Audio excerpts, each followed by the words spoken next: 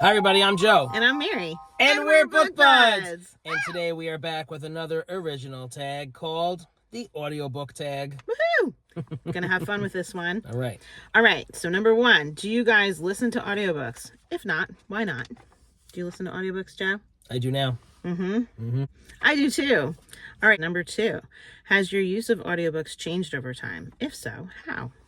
Well, it sure has, because I never would listen to audiobooks ever until about like 2 years ago, when I just started to try to get into it. I kind of forced myself. It was really difficult in the beginning. I honestly still have a little trouble paying attention. Got to rewind a lot. Yeah, that happens sometimes. I just lose focus. But I absolutely love it now. I find that I'm just reading, consuming double the books. And it's so helpful in my journey, and I just love it now. I agree, because you can fit it in life in a little different way than just books, you know? So I used to be like, no, I'm not going to listen to audiobooks. I'm sure, like, if you go back in some of our videos, you'll see us say, like, audiobooks. No, we don't do that. Right. So it's a big change for us. And I changed because of you, because you were like, I want to read some classics, and I'm not getting to it. So I'm only going to audiobook classics, and that's how I'm going to go through some of them, and that's like what started you. And I was like, what a brilliant idea. And I didn't necessarily want to read classics, but I was like, books that I'm just like ignoring, that I want to read but I'm not ready to commit to, maybe I can consume that in an audiobook. And then it's like a great way to just read more. It is a great way to do it. Yeah, I've gotten through a lot of books that way. I'm really happy we're doing it more. I had a friend the other day, I said that I listened to it. She's like, isn't that cheating? No. I'm like, I used to think that too. It's not cheating. Yeah. It's perfectly acceptable, and it's great. I've changed my mind on it too. Yeah. Yeah, because like I read aloud to my kids. Does that not count as reading? The teacher said it does. Right. We all like to be read to. It's kind of like nostalgic. Totally. The librarian approves as well. Yes. Okay. Next question, number 3. How do you choose which book will be read versus listened to? Okay, so like we kind of just mentioned, I used to reserve audiobooks for those like books that were kind of like unattainable in my mind, like classics that are just like really tough to get through. And I did a few of those, like Gone with the Wind and I don't know, just some other ones, Little Women, whatever, that I wanted to read. The Picture of Dorian Gray. So that's great. But then I just started being more adventurous and just having more fun with it. Were those fun? I mean, I enjoyed them, but it wasn't fun. Right? So then I started like just doing regular TJ Klune. I listened to 90% of his because the audiobook narrators are phenomenal. Have so much fun. It's like a performance. It's like an entertainment. So now I just listen to mostly anything that I want. Yeah. You've broadened a lot, I feel like. I still kind of hold to, if there's a book that I'm hesitant to pick up and read, that I'll go for the audiobook for that. Or if you're like, Mary, the audiobook of this was so good, you have to listen to it on audiobook. I think in the past I would have been like, I don't want to ruin the book and listen to it if it's going to be a really good book. And I thought that for Fourth Wing, but you were like, Mary, the audiobook's really good. And so that was definitely a book I would have read, but the audiobook was really good. And so I listened to it. So I'm open to recommendations. Like if somebody says like audiobook it, then definitely I think that's a way to go. Okay, number 4. Do you look into the narrator before you listen, or do you go in blind? So, I mean, I don't really have too much knowledge of narrators. I love when a celebrity writes a memoir and they read it themselves, because that just is extra special, especially if you're like a fan of the person, like you know their voice. So I really like that. As far as, and sometimes they have celebrities do it, like actors and actresses. Like Anne of Green Gables was read by Rachel McAdams. Cool. And she's awesome. I like her acting. So, sometimes they hire some famous actors and stuff, and that's awesome. But aside from that, I don't really know any audiobook narrators. Right. I don't think we've jumped into that enough to really be like experts on narrators yet. Correct. But maybe in a few years we will be. Maybe. Right. So I go in totally blind if it's just, I feel like listening to the audiobook, I'm going to listen to the audiobook. But when that happens, sometimes I'm listening and I will DNF at that point, because I'm like, wow, this sounds like a real like boring teacher that I'm listening to. And I can't listen to an audiobook like that, So I have to feel okay with how the voice is in order to continue with it. Yeah. But for the most part, I feel like I've been hitting it pretty well lately. You know? like right now we're listening to Lord of the Rings, and it's Andy Serkis who played Gollum in the movie, and he's phenomenal with all of his voices and the accents. Right. And that one I would have probably gone in blind, except my bud was like, hey, this is the one we got to listen to. So I appreciated that recommendation. Definitely. All right, next question. Number 5, do you multitask while audiobooking? If so, what else do you do? Okay, so I do it in the car, right? That's a clear one. So then if I really like can't wait, like I will listen to it at home while I'm doing like stupid chores like laundry or just like whatever around the house. But like I said, I have a attention problem. Like I'm definitely a visual learner. I've always been. So like with the audio stuff, I have to really pay attention. So I can't do too much. Yeah. You can't like check email and audiobook.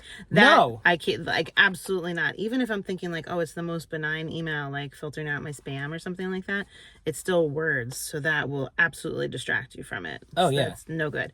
So I listen in the car, and then I listen while I crochet. I listen while doing household chores like cooking or cleaning or something like that. Painting. I've been doing a lot of painting at home, like, walls. Audiobooking is great while doing that. Because like it's a chore that like is taking you hours. And I listened to an entire audiobook one day.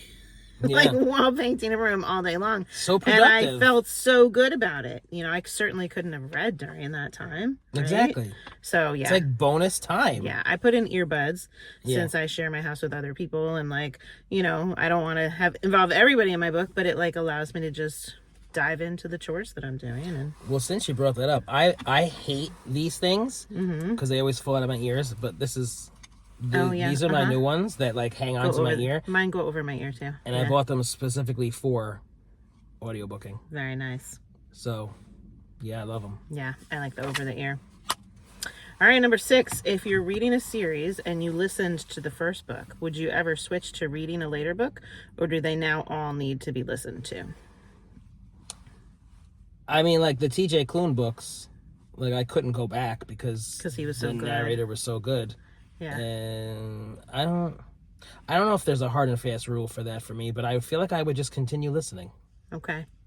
I don't know if I have a rule either, but I know that there was a book that I listened to, and then I couldn't get the audiobook for the second book, so it was like on hold, and I got the book and I started reading it, and I couldn't pronounce the names, but having them read to me in the audiobook was so seamless, and I had enjoyed the audiobook so much that I was like, I'm gonna wait for my hold to come in on the audiobook, and I'm gonna listen to it for the second one. So I hadn't thought that I'd have a problem switching, but in that instance I did. So I don't know that I'm gonna stick to that in a real rigid way, but I feel like I might be slightly more inclined to finish the series in an audiobook if I started with an audiobook. Right. Yeah. All right, next question. Number 7. What % of the books you're consuming currently are audiobooks? I mean, I'm not sure how to answer that. Like, so I'm reading as normal, right? So all of my audiobooks are extras, and I feel like I go through them slower. I don't know.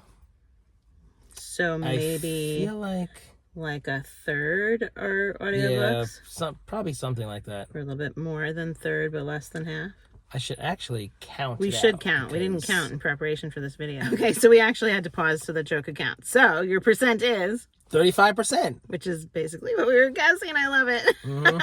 Yep. So I tried to count, and it's funny. I was looking at the books, and I'm like, did I read this one or did I listen to this one? It's weird that I can't remember going back a couple months.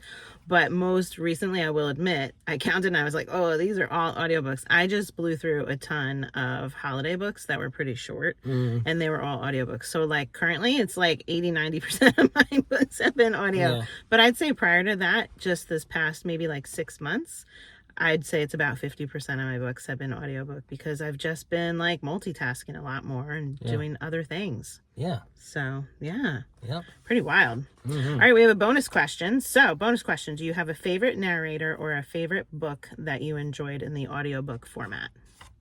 Michael Leslie, the Verania series by TJ Klune. absolutely phenomenal and amazing. He really loved that. He was mad that I didn't listen to that one, but I had started just reading it, and I was like, I'd listened to part of it, and I was like, this isn't how I had seen it in my head, you know? And like the voices were a little different than I imagined, so I was like, no, I can't listen to that right now. It's I'm gonna so keep funny. reading it. It's fantasy. It's adult fantasy with a lot of like off-brand humor. Is that what you would say? Yeah. So if anybody enjoys that, I say check it out. And I really enjoyed Fourth Wing being narrated. It was phenomenal. She was so passionate in the passionate moments. She really did a great job. It was so gripping. Great narrator. Great book to listen to. Awesome. So we hope you guys enjoyed this new tag that we just came up with. All right, so we're going to tag a whole bunch of our friends. This is our original tag. Please check it out down below. Okay, and we want to hear, like, what do you do with audiobooking? Let us know. And if you're enjoying Book Buds, give us a thumbs up. And share us with your friends. And subscribe to our channel, Book Buds! Another tag! Aren't tags so much fun? Should we tell them we just created this tag in 30 seconds? Might be bragging. Usually it takes us months. Like, I want to say dove in. That's not the word. I don't feel like we've dove in. Like, is that the way I want to say it? Dived. I don't think we've gotten. Just say jumped. Okay. Just be safe. Right.